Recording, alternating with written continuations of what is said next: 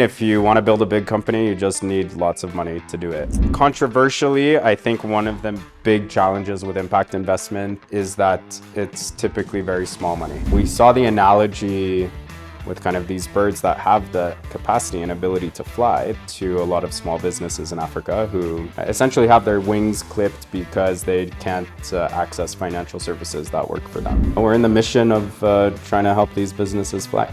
We're the only Ugandan company to get into YC. The stars just aligned in 2021 when we applied.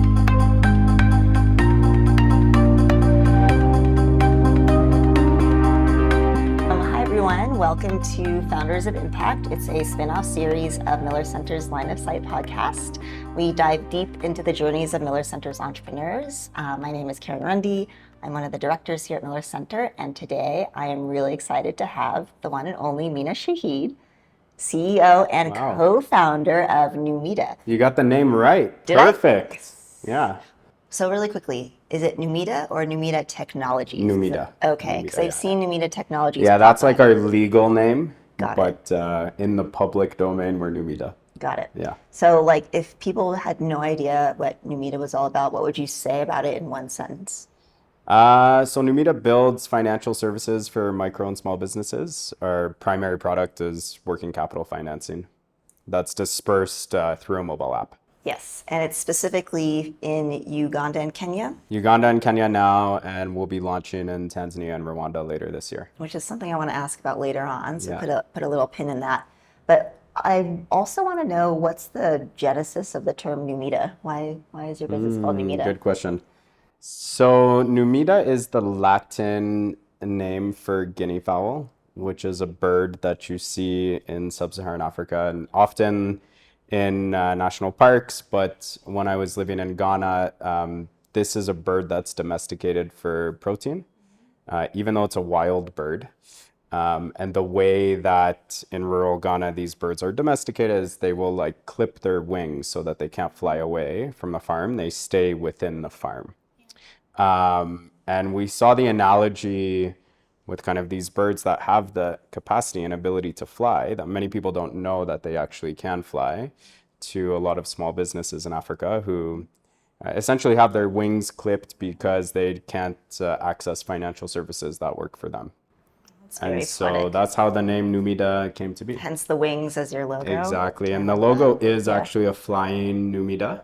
Oh, okay. So we're in the mission of trying to help these businesses fly. I mean, you're tackling a very complex issue, microfinance, which I also want to talk about more. But before that, I want to talk about the person behind Numida. Mm-hmm. So you live here now. We were just talking about you live in Kenya, but before that, you were in Uganda. Mm-hmm. But you're not from either of these countries originally, right? That's right. So I'm actually Egyptian and Canadian. I would say that I'm a very proud Pan-Africanist. I really do believe that one of the biggest limitations on the continent is these artificial borders that were created by colonialists. And my career actually started in West Africa, and I worked in Ghana for a number of years, started a business there, kind of learned the ropes of entrepreneurship in Africa, and then eventually ended up moving in another capacity. In a previous life, I was a consultant for USAID, which no longer exists, Rest in peace. apparently. Yes. Yep. Rest in peace. Yep. And I actually lived in Uganda, and that was my first experience in Uganda in 2010. Okay. And so when we were starting the business, we did a bunch of market research.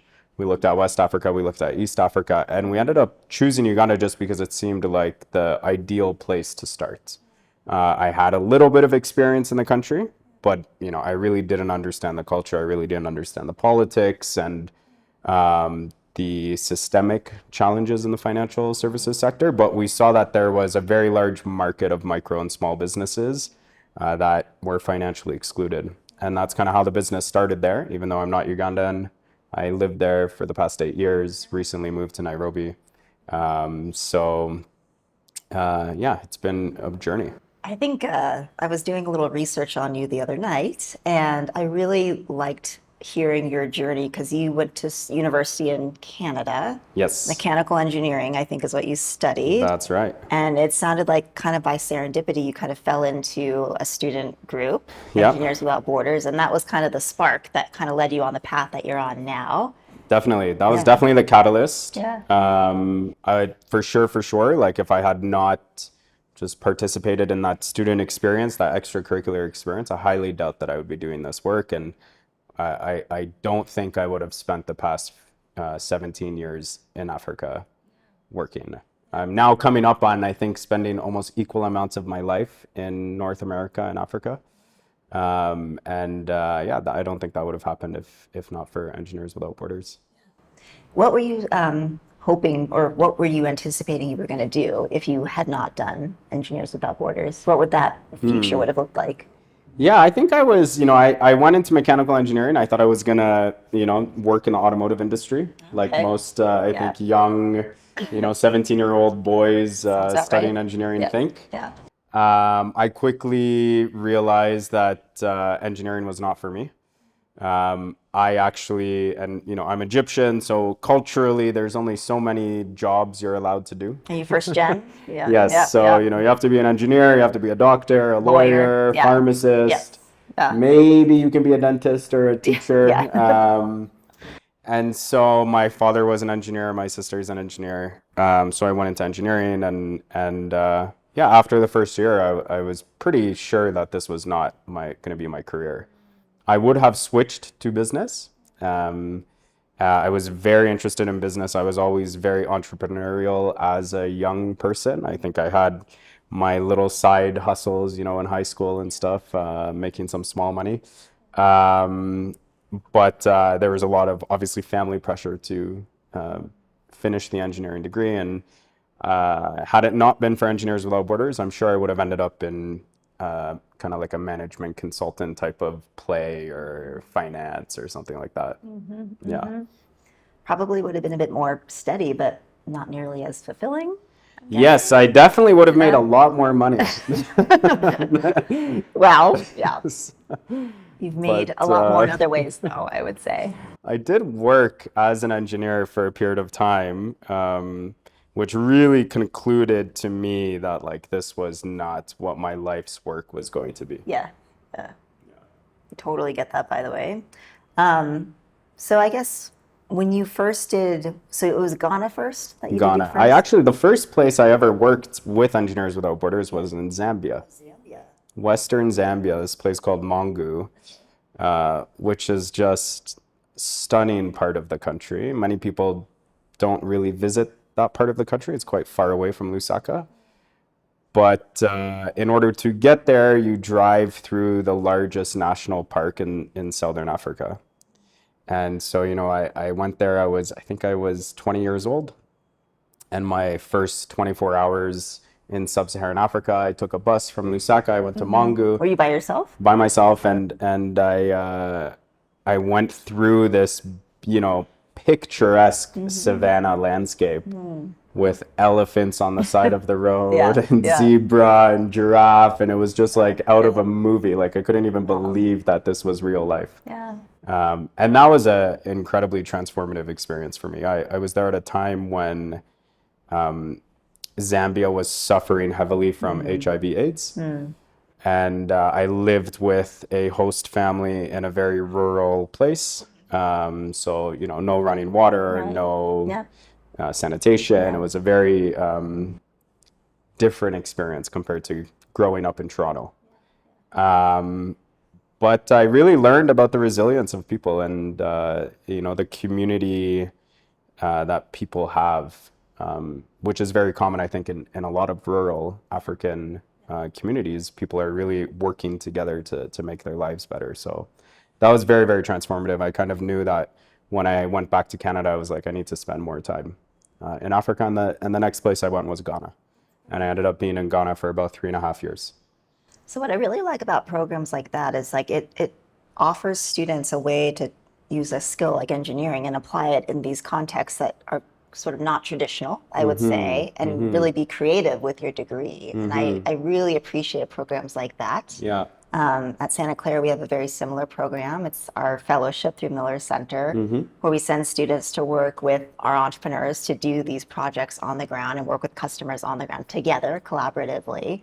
And you just see like some kind of spark ignite in the students after you put them in these placements. And I'm just Yeah. like, I just feel like every student should have that opportunity. I think it's obviously like a very privileged opportunity. Agreed. I do agree with that. And Yeah. for me, the time I went and volunteered in Zambia was a time you're not making any money. Not every, person is able to do that. Yeah. And I think it's important as well to recognize that not everybody has that opportunity to be able to volunteer and spend a summer where they don't have an income. But I would highly recommend to anybody who's curious about this that they, should just take the plunge and go be uncomfortable in a very different place.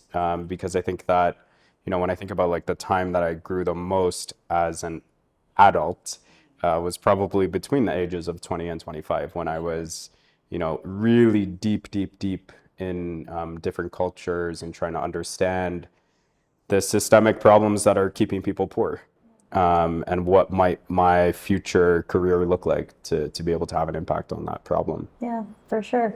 So engineering, mechanical engineering, microfinance. So are you using your degree right now in your current role as I'm CEO? definitely not using my degree. I was actually having a conversation with a friend about this Oh yeah. last week, and I was like, I don't think I can remember a single thing I learned in 4 years of engineering, That's hilarious. mechanical engineering. Yeah. Yeah, I mean, thermodynamics and fluid mechanics, heat and mass transfer, and all of these very technical things. Uh, Definitely not being used in my current job. My job is very much, as the CEO of Numida, very much relationship building, thinking about the future and the vision of the company, bringing people together, building the team, finding the right stakeholders to help us achieve our mission. And that's not very technical. I think obviously on the investment side of the business, raising capital and stuff, there are definitely some technical things. I would say I'm much more proficient in finance than I am in engineering at this moment in time. But the good thing about an engineering degree is that it's a degree in problem solving. So what problem are you going to solve? You're going to try and figure out how to make like a combustion engine 0.002% more efficient? Or are you going to try and understand like why financial markets Yeah. don't work for people who are poor? Yeah. Yeah. And both of these problems can be solved Yeah. by engineers. Yeah. So yes, I also think, well, I'm curious to hear your answer to this, but how do you apply that way of problem solving as a human leading other humans? Because how big is your team now? You've grown significantly. Yeah, our team, I think, is about 145 people between Uganda and Kenya, and we have a couple of engineers in South Africa as well. Oh, got it. Cool. Yeah, so it's quite a big team. Yeah. So what does that look like in terms of being a leader of all of these different people in different cultural contexts? Do you want the like diplomatic answer? You can be as diplomatic or with the real informal as you want answer? with me. Yeah. We can keep it as real as you want. I think one of the hardest things about being a CEO is managing the very many expectations of the very many people within the company. Yes. And secondly, managing the stress associated with that. Like I think a lot of people, people who are not entrepreneurs, they think, oh, I'm going to be an entrepreneur because I don't want to work for somebody else. And the reality is, as a CEO, you're working for investors, you're working for clients, and you're working for your staff. Yes. And so you could argue that that's much more pressure than having one manager. And it can be very, very stressful. You're thinking about, you want to keep people fed. You want to help people have a meaningful livelihood and to find purpose in their job. Because that's the only way that they're going to effectively serve your clients and have a positive impact on their lives. So it is very, very complicated balancing all of those different needs. Yeah. Yeah.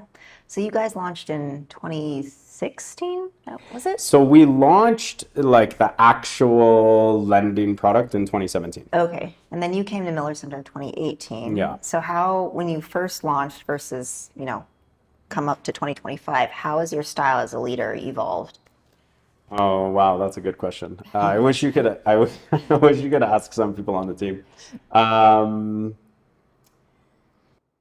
I think I have, for lack of a better way to describe this, become more serious. Oh, interesting. How so? I think like what, and that just might be a factor of age. Been in the game now for 7, 8 years. Yeah. You develop quite a bit of scars and experience.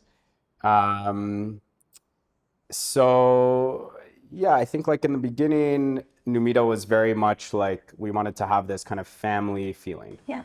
We were, one of our core values is having fun. It's still one of the core values in the business. But over the years, I've tried to build a culture that's much more driven towards results. It's not just about showing up, laughing, having fun, and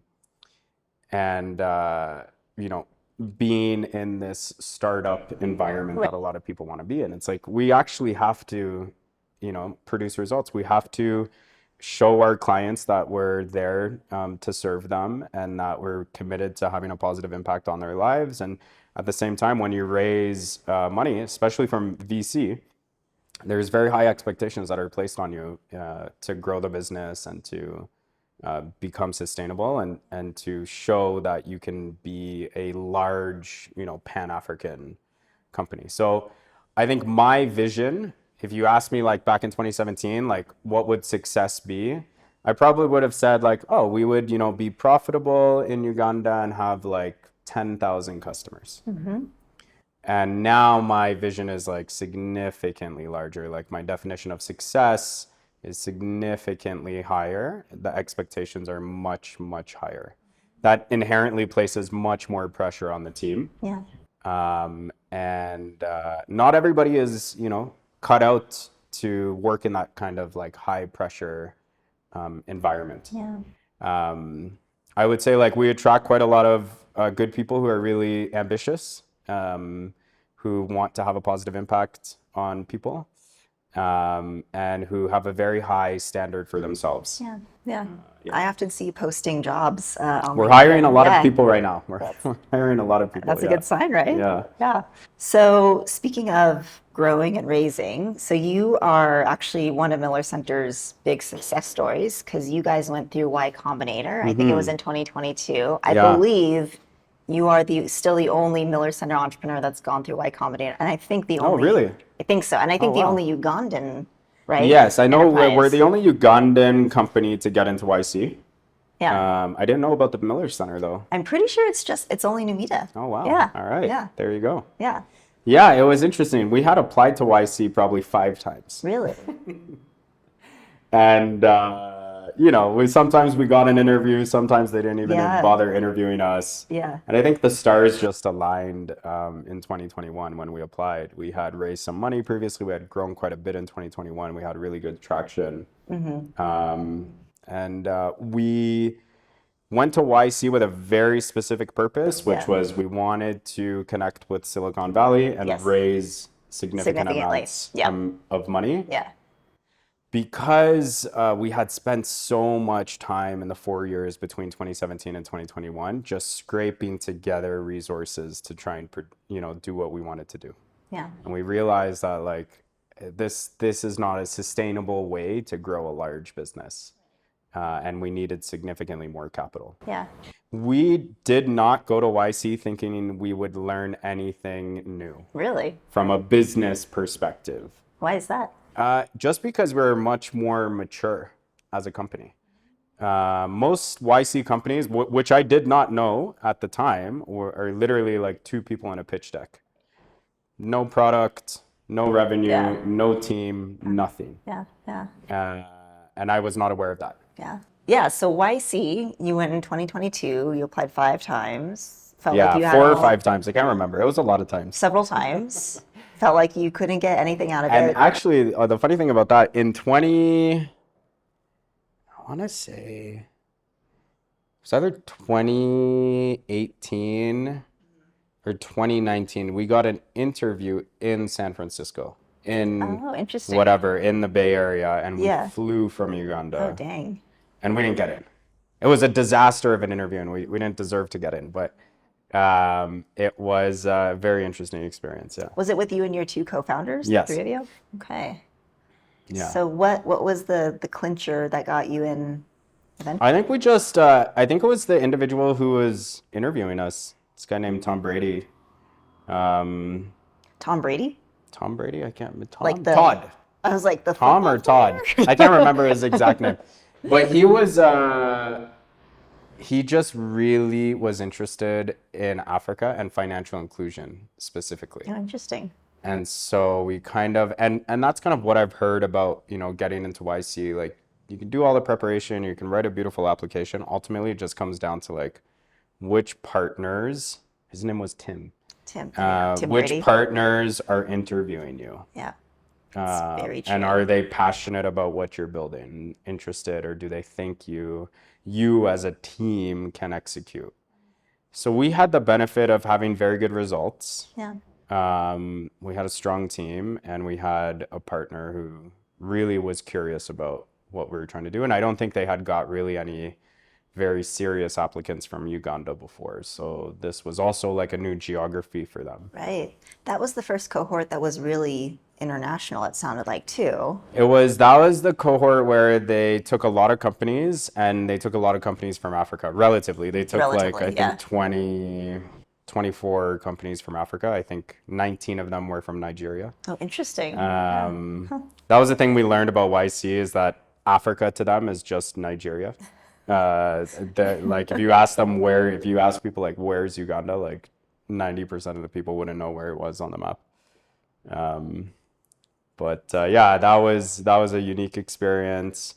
We met some cool entrepreneurs, we met some cool partners, and obviously we were successful in raising capital coming out of there, that was the primary goal. Yeah, I was just going to ask that. What was the main drive for wanting to do YC versus like Miller Center or Acumen? Because those are all kind of different. Yeah, it was honestly, it's just like money. It's just much straight cash. Just like at some point, if you want to build a big company, you just need lots of money to do it. That's the reality. Yeah. Controversially, I think one of the big challenges with impact investment is that it's typically very small money. Which I think it's a very big missed opportunity. If we were able to raise the type of capital we raised from VC, from impact investors, probably the preference would have been to take money from impact investors who have a longer term view. They're much more patient. Yes. Yeah. Surprisingly, or maybe unsurprisingly, the bar to raise impact investment capital is significantly higher than raising just traditional VC or angel investment. Yeah. I mean, that was kind of in part why Miller Center started our own fund, Miller Center Capital, for that reason, because we wanted to meet our entrepreneurs where they could meet us. We're like intentionally very patient. We have very flexible repayment loans. And it's worked, and we've been catalytic in that we can syndicate other investors. So Bridget, our executive director, she likes to say investors always want to be the first to go second. Like they don't want to be the first 100%. ones to go. That's very true. Yeah, so we're the ones going first. That's very true. We're going to crowd in other funders. But anyways, that's our model. So far, it's been great.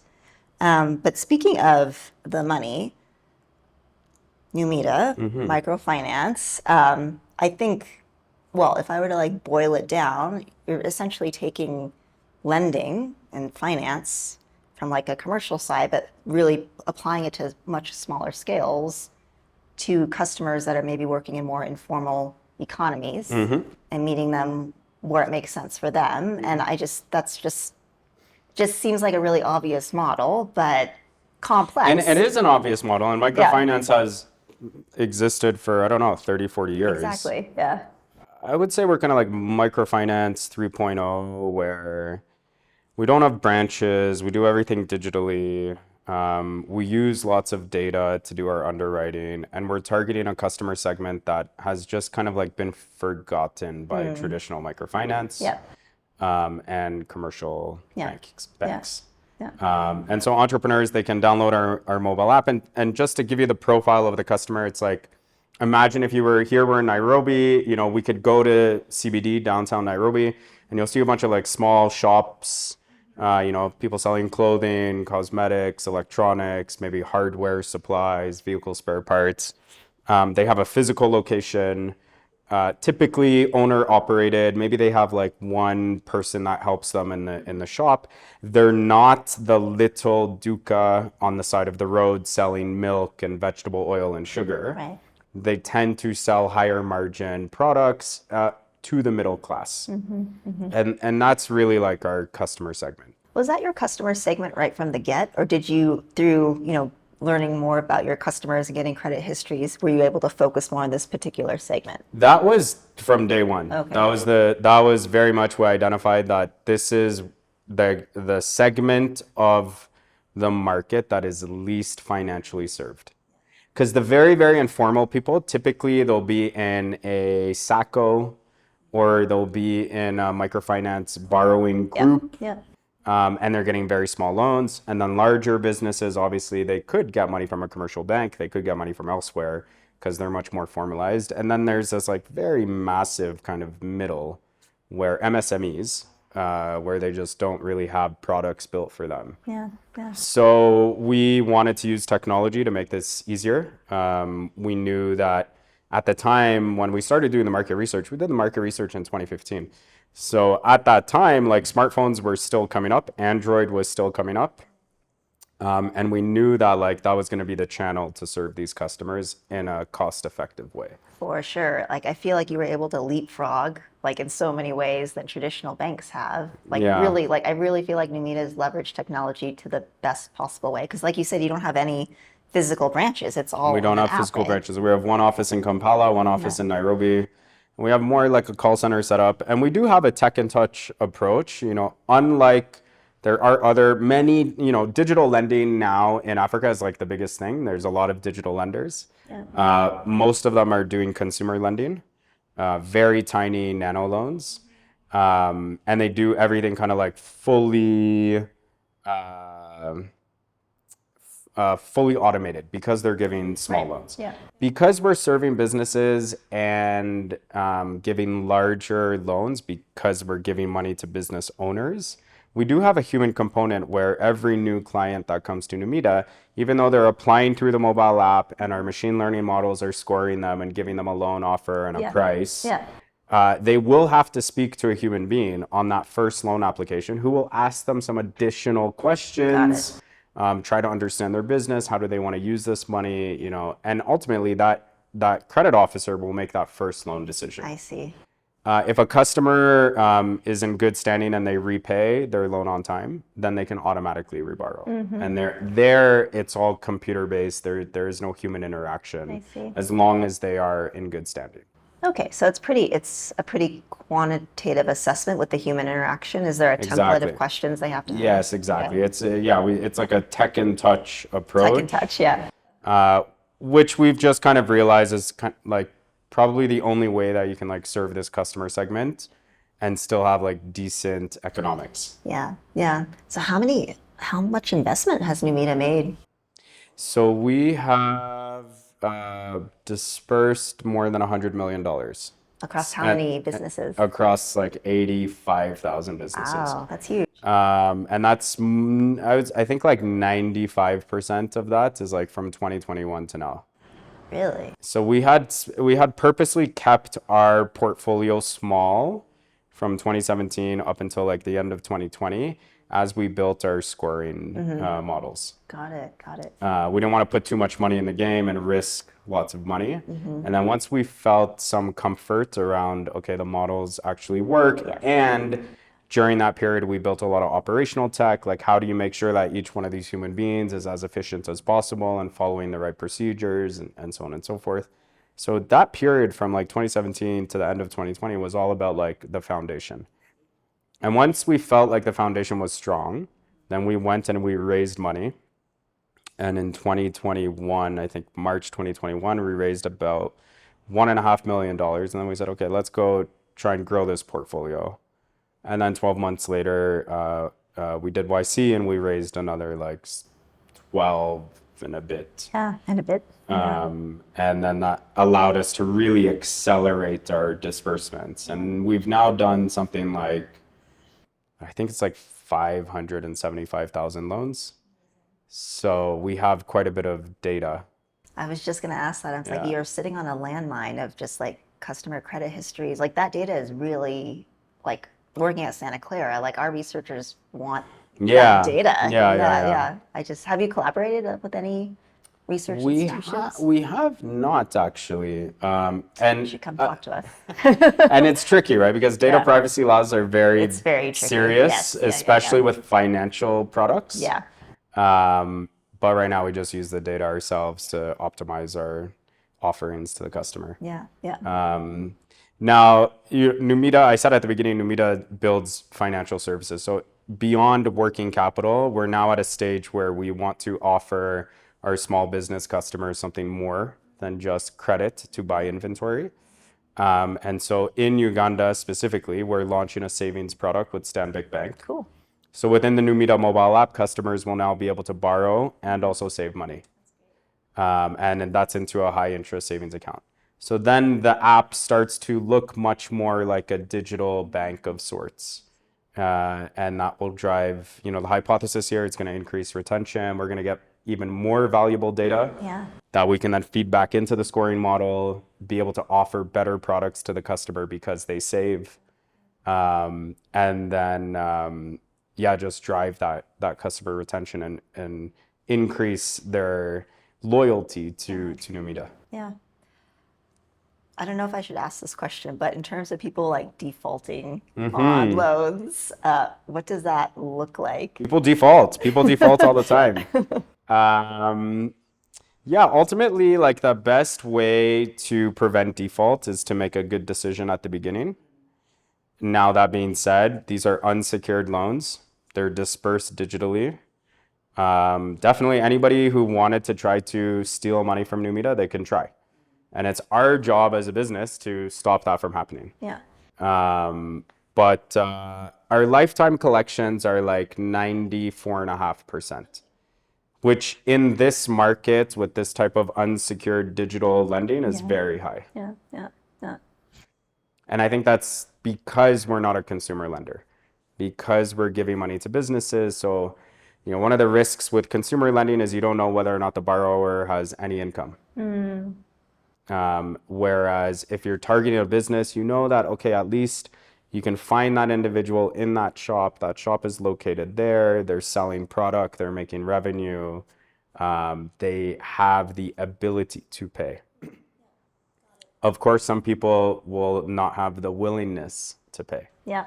And that's just like the fact of life. It's just being human. So if you had to compare Ugandan customers with Kenyan customers, what have been the major differences you've seen launching Numida in these two pretty different countries? Yeah, I think the Kenyan businesses generally tend to be larger. They're much more digitized because they do transact with M-Pesa. Whereas in Uganda, business is still primarily cash-based. Even though you can pay with mobile money and there's kind of similar types of merchant payment products, it's still primarily cash. And I think maybe Kenyan entrepreneurs, or Kenyan small business owners, they have seen a lot of digital lending. Kenya is like the global capital of digital lending. And what that actually means is that there's also been a lot of bad precedent and bad behavior created within the general population when it comes to taking loans. Because a lot of those digital lenders that started, back in 2015, 2016, 2017, a lot of them Silicon Valley backed, really forced to do lots of irresponsible things. And that has a legacy. Yeah. So I think that's one of the unique things about Kenya actually, is that the market for credit is a bit contaminated. So you have to be much more rigorous in the way that you do your underwriting and the way that you assess fraud risk and who you're serving. Yeah. So as you scale into, you said it was Rwanda and Tanzania. That's this year. What Yeah, do we're you trying to get pilots started in both of these markets at the this year. same time? One after the one Okay. quarter after the other. Yeah. Okay. How's that going so far? The plan. I mean, one of the big challenges that we face is just we're in a regulated industry, and dealing with central banks in Africa can be extremely frustrating. This comes back to this idea of these artificial borders that I mentioned at the beginning. Every African country has a central bank. They all pretty much regulate the exact same thing, but then they all just have their own processes and they don't communicate to each other, which is very frustrating to deal with when you're trying to build a Pan-African business. You know, one of the most beautiful things about the European Union is you register in one place and you can work in, you know, whatever it is, 15, 20 different countries. Yeah. And that does not exist in Africa yet. I think that's one of the biggest opportunities to truly create economic growth on the continent. Yeah, I agree. Recently, last week, the Bank of Rwanda and the Bank of Ghana signed an agreement called a licensing passport, Okay. which means that if you get licensed by the Bank of Rwanda, you should be able to operate with that license in Ghana. And this is the first such agreement of its kind in Africa, which is very interesting because it's connecting West Africa and East Africa. Yeah. And so that for us makes this Rwanda launch even more attractive as an opportunity because Ghana is on our list in the future as a country we want to expand to. But one of the biggest challenges with Ghana is their regulation. So maybe this will get around that. And if it works, if it actually is executed in the way that it is designed, it could be a very significant game changer. Because what it will do is it will attract investment into both markets, especially foreign investment, because you're doing one process but accessing two markets. Versus if you just go to Tanzania, you have to deal with the Bank of Tanzania. You just go to Uganda, you deal with the Bank of Uganda. And really all of them have the same questions and concerns and paperwork, so that, you know, really it's like, why not just make this one thing? Yeah. Why can't I just get one East Africa lending license that allows me to work in Kenya, Uganda, Tanzania, Rwanda?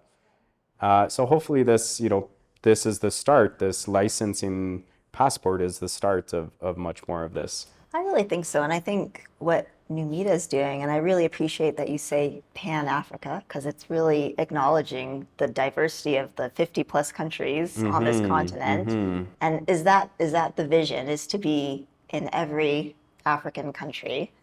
I don't think it's in every country. I think for us, we'd like to be in West, East, and Southern Africa. We do have an entity in Zambia as well. It's non-operational, but we've set it up and we will launch there at some point in the future. And just like for us, it's much more about the similarities between the markets, and if we believe that our product and our service will be competitive in the market and add value to the customers. Yeah, yeah.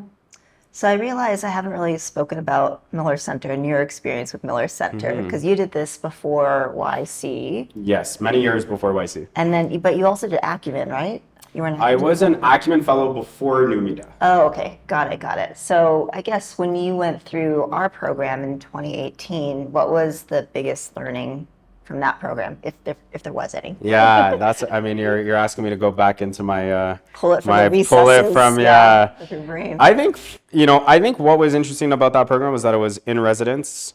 It was in kind of the Bay Area, or I don't know what you call that. Yeah, we're the Bay Area. Yeah. And it was the curriculum. I remember the curriculum was very, very structured and very clear as to like what we were trying to accomplish. And I think the biggest thing that came out of that time at that moment was probably the connections to the other entrepreneurs, and the community that was built during that period of time. And I'm trying to remember, I think, we do have one investor who we met Really? at that time, who did not invest at that moment, but many years later ended up giving us some debt. Very cool. So something did come out of that Yeah. experience. Yeah. That's good to hear. Do you keep in touch with any of your mentors from that? I actually, for many years we did, and then I think COVID kind of like killed it. Yeah. Because we weren't traveling. I wasn't traveling to the Bay Area much, and so we lost touch.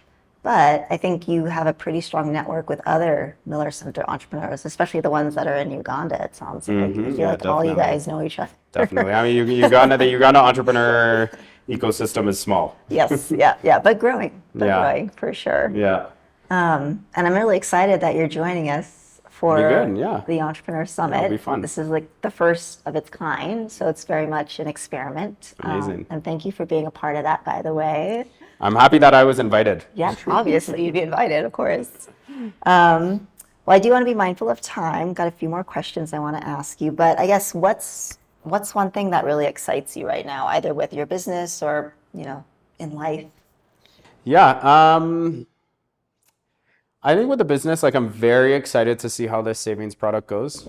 I think truly, if it works, it will have like incredible positive impact on people's lives. Yeah. My bias personally is like this will have higher impact than lending. If we can build a way for people to conveniently save money for the future, I think there's a lot of potential there. So that's really, really exciting. Yeah. And I hope that we should be getting that launched in the next 1 to 2 months. Right. And we'll see how the results go. So that's super exciting to me. Yeah, I could see that being very catalytic. So that's really cool. And then are you basically in Kenya indefinitely? Do you have plans to go back to Canada? Oh, no, I don't think so. I think my North America days are behind me. Obviously, it's nice to go back for a visit and stuff, but I don't really see myself living there in the future. I think there is much more opportunity on the continent, even though it is becoming increasingly more difficult to succeed for other macroeconomic and global reasons that are kind of outside of our control. But yeah, I think Africa is home. Yeah. I don't know if it's going to be Kenya indefinitely. I highly doubt that I'll stay in Kenya for the rest of my life, but at least for the next few years, Kenya will be my home base. Very cool. Yeah, every time I come back to Kenya, I'm like, I can see myself being here Yeah. for a while. Who knows? So when you're not like saving the world with finance and lending and savings, what else are you doing? What do you got going on? Well, that's a good question. I am currently in my old age playing more tennis. Ooh, nice. So Singles or doubles? Singles. Okay. So going back to my younger days where I used to play a lot of tennis. And yeah, just spending a lot of time with good people, traveling. This year I told myself that I would have much more balance in my life. Yeah. So I'm trying to actually just work a reasonable amount of time and actually have some sort of social existence. Yeah. So that's a big focus for 2025. Any big travel plans this year? The biggest one is a new place I'm going to is Sri Lanka for a wedding Ooh, in July, That's awesome. which I think will be really good. I'm gonna go there a few days early, rent a motorcycle, ride around, see the country. That sounds really cool. So that should be fun. Nice. All right. So what books or podcasts are you currently reading or would you recommend to our viewers? Oh, wow. Good question. I'm reading this book called The 15 Commitments of a Conscious Leader, Okay. which has been a book that's been recommended by a bunch of like YC founders in the ecosystem. I'm about like 50 pages through, so I don't have a strong opinion on it yet. I think there's like some interesting things in it, especially this concept about like how you approach challenging situations, whether you're above the line or below the line. Yeah. Are you like open and curious and willing to learn, or are you being like defensive and trying to be right? Very simple framework, but has got me thinking. I'm reading a very interesting kind of like historical fiction called The Time of White Horses, which is a book about Palestine through many, many years, Interesting. from the colonization or like the Turkish Empire to the British, to the occupation. And so that's it's very interesting because it's like it's a fiction, but there's a lot of history involved, and it's a story about this one family and the generations and how their lives changed. So very, very powerful book. I would highly recommend it if somebody wants to just read something about that region in the world. That's it's very good. Yeah. All right. We'll put that in the show notes. Yeah. Podcasts. Haven't been listening to too many podcasts these days. I think I just like listen to the news. I don't even listen to the news anymore. I know. I can't do it. I just can't do it. It's really hard these days to listen to the news. Yeah. But yeah. Cool.